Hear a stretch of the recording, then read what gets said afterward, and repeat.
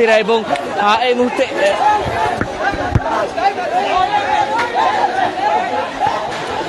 দর্শক এই মুহূর্তে আমরা দেখছি ইট পাটকেল নিক্ষেপের মতো ঘটনা ঘটছে।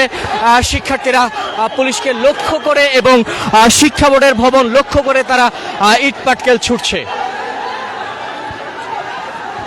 পরিস্থিতি অনেকটা উত্তপ্ত হয়ে উঠছে। এই মুহূর্তে আমরা দেখছি শিক্ষা বোর্ড লক্ষ্য করে ইট পাটকেল নিক্ষেপ করছে এবং পুলিশকে লক্ষ্য করে আন্দোলনরত শিক্ষার্থীরা অনবরত ইট পাটকেল নিক্ষেপ করে যাচ্ছে। পুলিশকে আমরা দেখছি মাধ্যমিক উচ্চ মাধ্যমিক শিক্ষা বোর্ড ঢাকা ঠিক ২ নম্বর গেট যেটি আছে সেই গেটটিতে দাঁড়িয়ে আছে এবং ঠিক এর বিপরীত দিক থেকে শিক্ষার্থীরা ইট পাটকেল নিক্ষেপ করছে পুলিশ এবং শিক্ষা ভবন লক্ষ্য করে।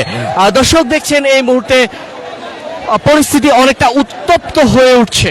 সুস্থ জীবন সুন্দর পৃথিবী।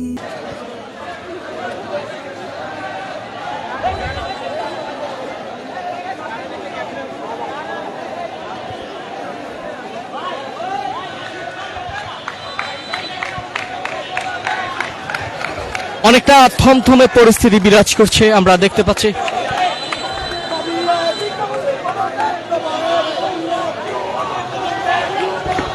দর্শক শিক্ষামন্ত্রীর পদত্যাগের দাবিতে এই মুহূর্তে উত্তপ্ত পরিস্থিতি বিরাজ করছে ঢাকা শিক্ষা বোর্ড এবং আশপাশ এলাকায়।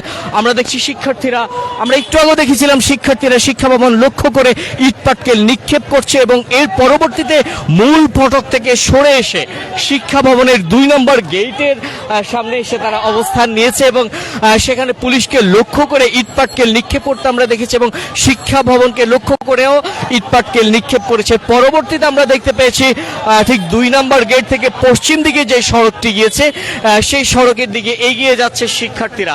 এই মুহূর্তে একটা উত্তপ্ত পরিস্থিতি বিরাজ করছে ঢাকা শিক্ষা বোর্ড এবং এর আশপাশ এলাকায়।